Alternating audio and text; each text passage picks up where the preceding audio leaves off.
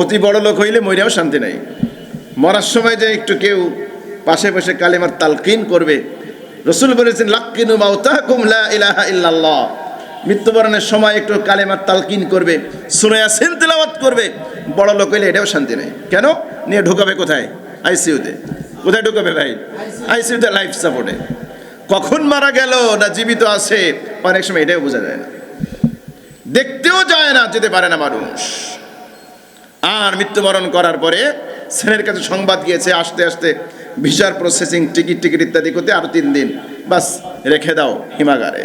আহা, নবীজি বলেছেন মানুষ মারা গেলে যত দ্রুত সম্ভব তাকে দাফন করো।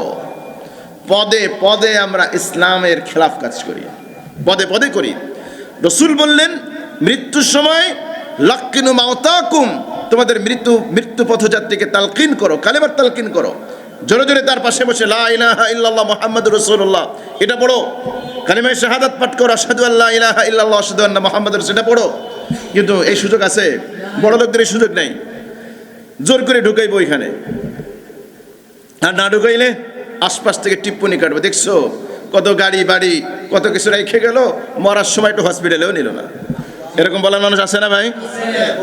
আবার মারা গেলে অনেকে আছে টিপ্পনি কাটে যে মারা তো গেছে, কত সম্পত্তি রেখে গেল, মরার পরে আমাদের হাতটাও ভিজাইলো না, দোয়াইলো না। আছে না? আছে না? মানে কাঙ্গালের ঘরের কাঙ্গাল, জিন্দেগিতে মনে কিছু খায় না, মরা মানুষের সম্পদ খাওয়ার জন্য আর এই জিয়াফত খাওয়ার জন্য জিব্বার লোল পড়ে।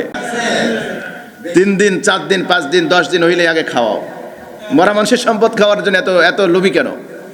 আবার অনেকে আছে, অনেক জায়গায় আছে, লাশ দাফন করার আগে আগে ঘোষণা দাও কবে মৌলুদ শরীফ হবে। আছে না ভাই? কবে খাওয়াবা আগে ঘোষণা দাও। অথচ হাদিসের আছে মৃত ব্যক্তির বাড়িতে খাবার পাঠাও, ইসলাম বলে খাবার দাও, আর ওরা বলে খাওয়াও। সব উল্টা, সব উল্টা। মৃত্যু বাড়ি, যে বাড়ি মৃত্যুবরণ করেছে, সুন্নাহ হলো ওই বাড়িতে খাবার পাঠানো। আর 3 দিন যেতে না যেতেই পাড়ায় ধরবে খাওয়া। 10 দিন না খাওয়াইলে আরে কিপ্টের ঘরের কিপ্টে, কত জমি কত সম্পদ কত টাকা পয়সা রেখে গেল। সওয়ালগুলো হয়েছে কারণের উত্তরসূরি, বলে কি বলে না? খবরদার, খবরদার, এই সকল রুসুম রাওয়াজের পিছনে পড়া যাবে, খবরদার, এগুলো করবেন না, এগুলো করবেন না। এখানে বহু ক্ষতি আছে। কোনো ব্যক্তি যদি মারা যায়, ওই ব্যক্তির যে ওয়ারেসরা আছে, এখন এই সম্পত্তির মালিক ওই ব্যক্তি না, এই সম্পত্তির মালিক সব ওয়ারেসরা। ওয়ারেসরা সম্পত্তির মালিক হয়ে গিয়েছে। এখন যদি নাবালক সন্তান থাকে তাহলে তার সম্পত্তি আপনি নেবেন কেমনে? আরও রুসুম রেওয়াজ তো আছে, যদি ওই রুসুমের পিছনে পড়েন 3 দিনের দিন খাওয়াইতেই হবে, 40 দিন 40 করতেই হবে, তাহলে এটা বিদআত পর্যায়ে পড়ে যাবে। তারপরে খাওয়ান, কাদেরকে খাওয়ান? এলাকার ধনী গরিব, চেয়ারম্যান মেম্বার নেতা খেতা যা আছে সব। গরিবের কয়জনের পেটে ঢুকে? খাওয়াইতেই যদি হয় গোপনে খাবার নিয়ে রাস্তায় রাস্তায় বের হয়ে যান। টাকা যদি দান করতে হয় তাহলে খুঁজে খুঁজে বের করুন কার টাকা দরকার, কাজে লাগবে, ওই ব্যক্তির কাজে আসবে। সাদাকায়ে জারিয়া করেন তার জন্য পাঠশালা করে দেন, তার জন্য পাঠাগার করে দেন, নলকূপ স্থাপন করে দেন, যার ঘর নয় একটা ঘর করে দেন, পানি খাওয়ার ব্যবস্থা না একটা নলকূপ দিয়ে দেন, ওই ঘরে শুয়ে শুয়ে আপনার বাবার জন্য মায়ের জন্য দোয়া করবে।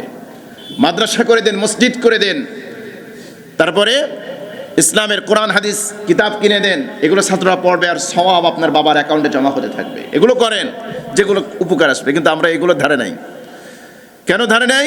এগুলো করলে তো আর সুনাম সুখ্যাতির বিষয় নাই, কিন্তু খাওয়াইলে ওরে বাবারে বাবা, বাবার জিয়াফত খাওয়াইছে 3টা গরু জবাই দিয়ে, 3টা গরু খাওয়াইছে। খবরদার, এগুলোর মধ্যে রেয়ার সম্ভাবনা আছে। আর যদি নির্দিষ্ট দিবস মেনটেন করে খাওয়ানো হয় তাহলে সেই জায়গায় বিদআত হওয়ার কারণে সওয়াবের পরিবর্তে উল্টো গুনাহ হবে। এগুলো করব? এগুলো করা যাবে না ইনশাআল্লাহ।